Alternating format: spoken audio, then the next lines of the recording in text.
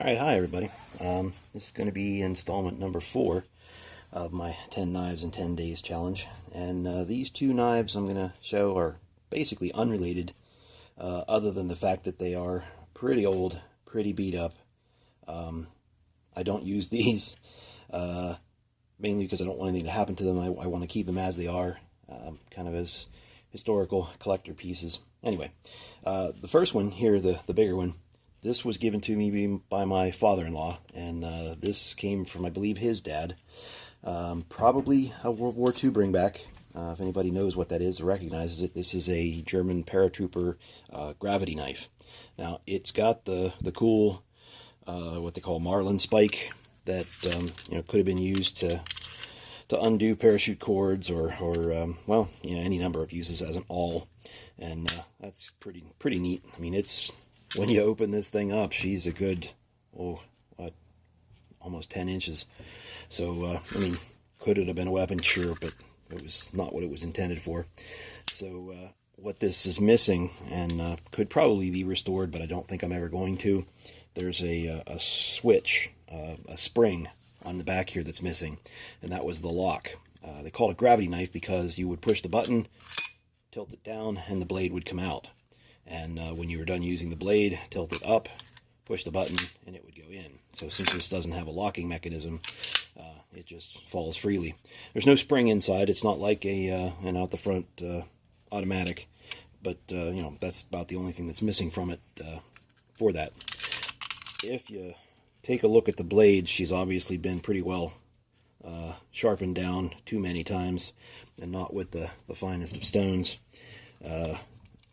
I guess father-in-law said this was actually in a toolbox for a long time, and it's real hard to see. I don't know if I can get anywhere in there to show it, but there is a marking on there, Solingen, and I can't read half of it because it's scratched out.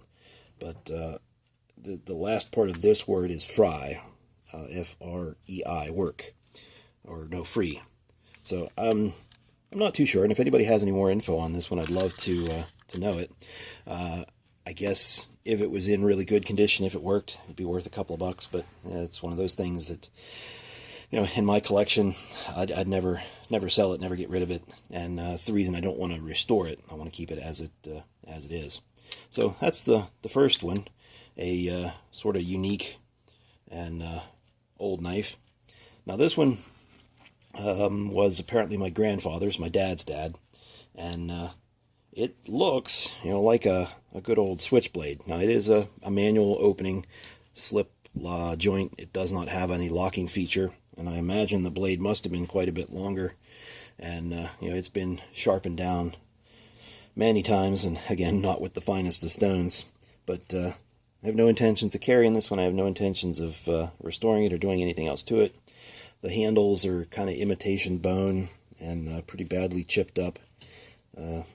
But if anybody was looking close, there's a neat feature about this knife, and I was told it was a shotgun shell knife.